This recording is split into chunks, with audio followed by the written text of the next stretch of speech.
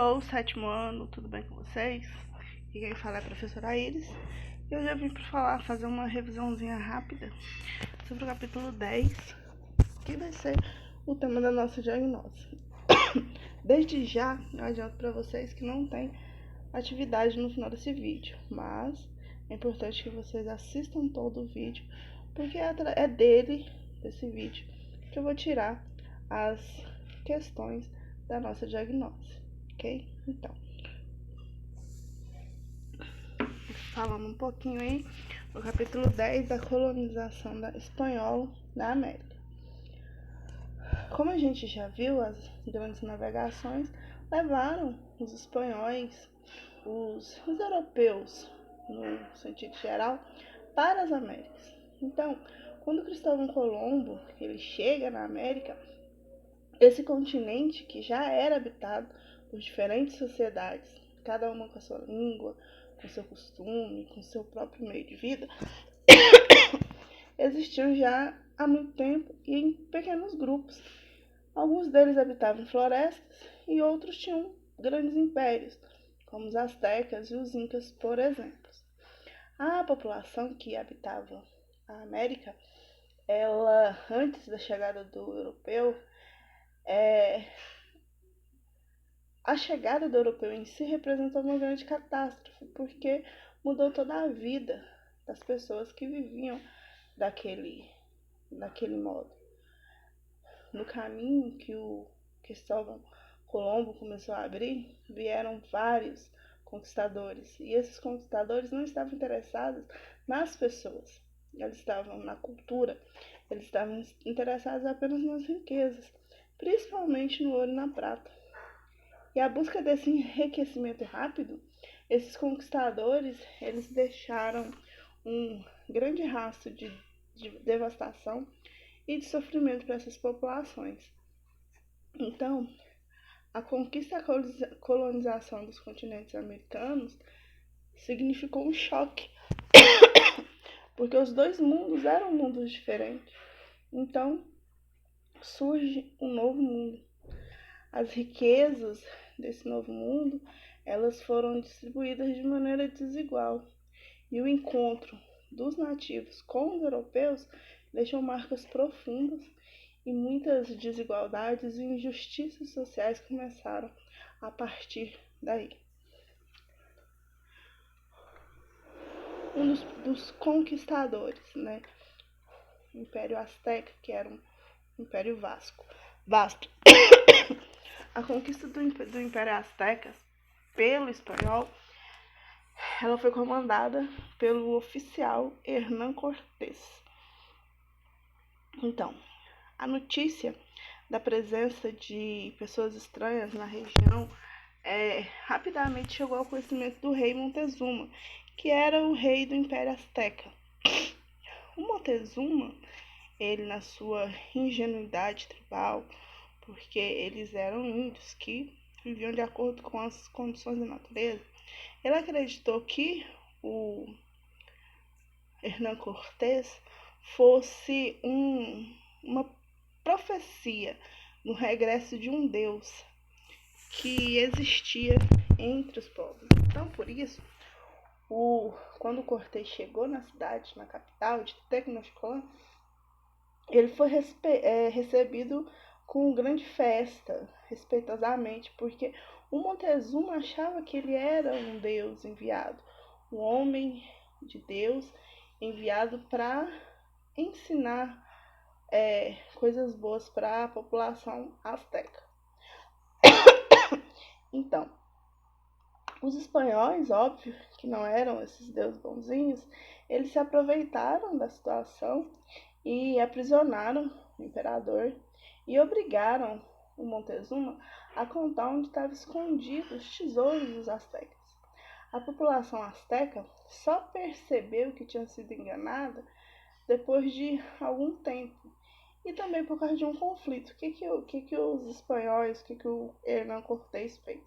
Ele se aproveitou de uma cerimônia religiosa, colocou todos os guerreiros dentro do local da cerimônia, fechou as portas do templo e simplesmente pôs fogo em cerca de 2.000 astecas, 2.000 guerreiros astecas, ficando somente viva as mulheres e as crianças, e o Montezuma, que estava preso. Então, a população, óbvio, se revoltou e atacou os espanhóis. Porém, os espanhóis eles estavam armados com armas, enquanto os astecas eles possuíam armas de corte, faca. Eles não possuíam armamento bélico, né? Então, lógico que os conquistadores conseguiram dominar aí a população asteca. O imperador, o Montezuma, ele foi morto durante esse conflito. Então foi assim que Hernán Cortés derrotou o Império Azteca, conquistou toda a riqueza do Império Azteca. O Império Inca. O Império Inca foi conquistado pelo Francisco Pizarro. Então, mais ou menos da mesma forma que aconteceu com o Império Azteca, a conquista do Império Inca, ela foi liberada também por um espanhol, porém, esse Francisco Pizarro ele ainda era mais experiente na arte da guerra do que o Hernán Cortés. Então, o Pizarro, ele chegou na América já acompanhado com 180 homens, já vestidos de amarradura de metal, com cavalos, muitas armas e muitos canhões. Ao chegar, ele tomou conhecimento do imperador, o Atahualpa, e foi se encontrar com ele. Quando ele chegou, ele também enganou o Atahualpa. Ele convidou para que o Atahualpa ele se encontrasse com ele de modo pacífico, que eles iriam apenas conversar e que nada iria acontecer. O imperador acreditou e foi ao local combinado com homens desarmados.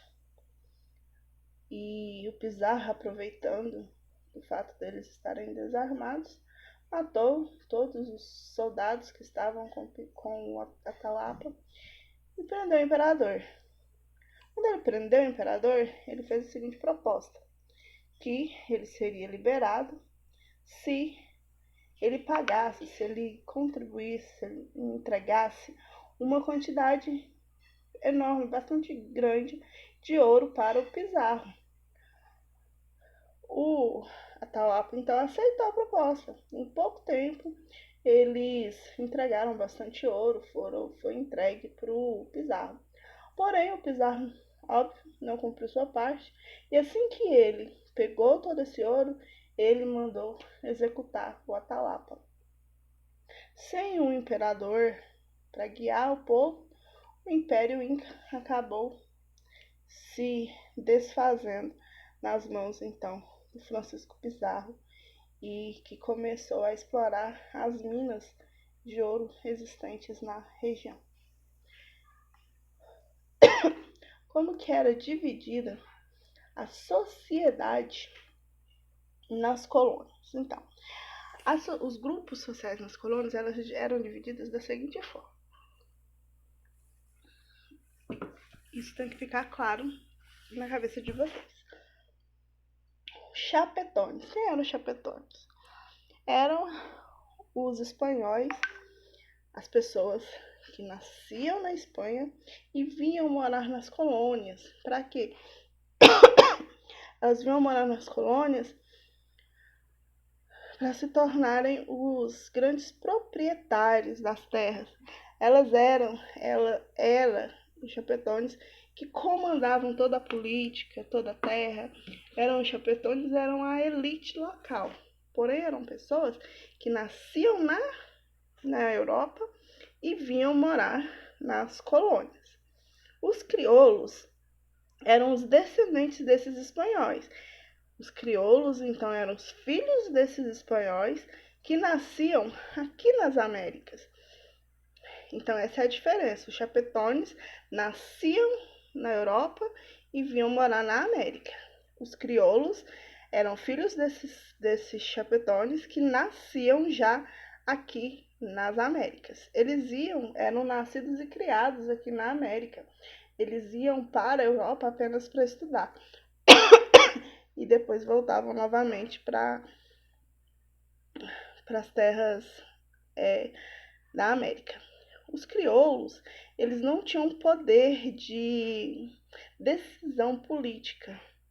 Eles eram proprietários, eram importantes, mas eles não tinham nenhum poder de decisão sobre as terras ou sobre qualquer direito político. Aí existiam também os mestiços. Quem eram os mestiços? Os mestiços eram os filhos desses espanhóis com os negros ou os índios que já habitavam aqui na região. É só fazer essa ligação. Mestiço, vem de mistura. Então, quem eram os mestiços? Misturado. Os índios e com os espanhóis. Essa mistura aí tinha os mestiços, certo? E tinha também os negros e os ameríndios, ou negros e índios. Os negros e os índios eram os negros que eles traziam para servir como escravos e os índios que eles obrigavam também a servir a eles como escravos. Então era desse jeito que era dividida a sociedade na colônia. E cada sociedade tinha o seu papel e um não deveria atrapalhar o outro. Depois a gente vê que essa sociedade ela vai se desfazendo e é isso que transforma as colônias em diversas maneiras. Além dos espanhóis, havia também outros grupos, outros países que também tentaram colonizar as Américas, que eram a colônia inglesa, que a Inglaterra ela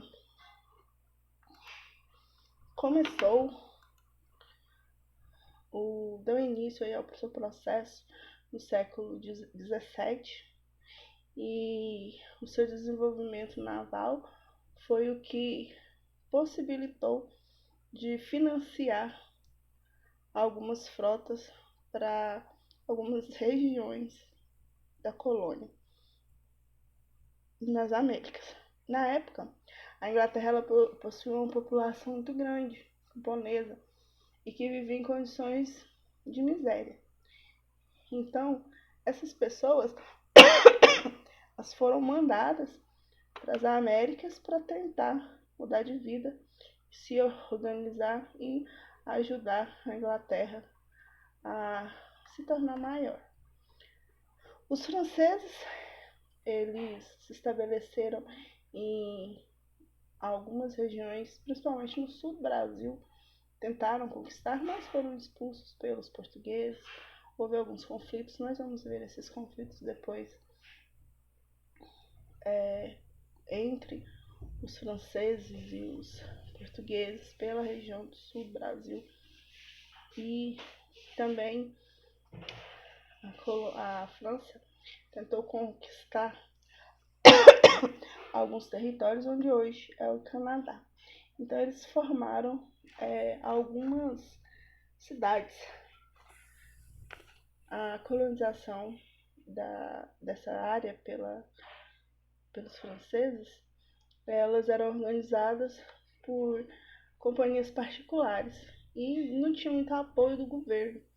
Então, praticamente a população mais abastada que tentava aí conquistar algum espaço na América. Já as colônias holandesas, elas também tentaram conquistar alguns territórios americanos, principalmente na América do Norte, onde eles formaram a cidade de Amsterdã. Porém, eles perderam alguns territórios porque tiveram que negociar com alguns ingleses e deixavam as cidades se estabeleceram em outros territórios depois na América do Sul. E com isso, Amsterdã passou a ser um território inglês e hoje é Nova York. Já na América do Sul, os holandeses eles invadiram alguns territórios do nordeste do Brasil e, óbvio, a coroa portuguesa entrou em conflito com eles e foram expulsos. Depois eles voltaram no sul de Suriname e se dedicaram ao cultivo de produtos tropicais. E lá eles foram bem sucedidos. Hoje em dia, os indígenas da América atual, apesar de toda essa violência que eles sofreram desde a época da chegada dos europeus, os indígenas americanos têm uma grande participação na populacional e cultural de vários países, principalmente na América Latina. Então, de acordo com as estimativas recentes, a população da América Latina é composta por cerca de 35 milhões de indígenas. A conquista e a colonização da América pelos europeus deixaram, óbvio, marcas profundas, principalmente nos países da América Latina. Os indígenas, eles foram grande parte dessa população camponesa que sofreu com esses ataques. Frequentemente, eles eram expulsos das suas terras, deixados à margem da economia e da política. Atualmente, vários países têm grupos indígenas e camponeses que se organizam e lutam para a defesa dos seus direitos. Por meio de organizações, eles procuram garantir a posse das suas terras e preservar a sua cultura e principalmente as suas tradições. No Brasil, inclusive, na próxima aula nós vamos ver alguns desses grupos que defendem os territórios indígenas no Brasil, certo? Então, só para recordar um pouco do que foi esse capítulo. Primeiro, quando os europeus chegaram à América, milhões de indígenas já habitavam o nosso continente. A conquista e a colonização do território americano causou a morte de milhões de indígenas.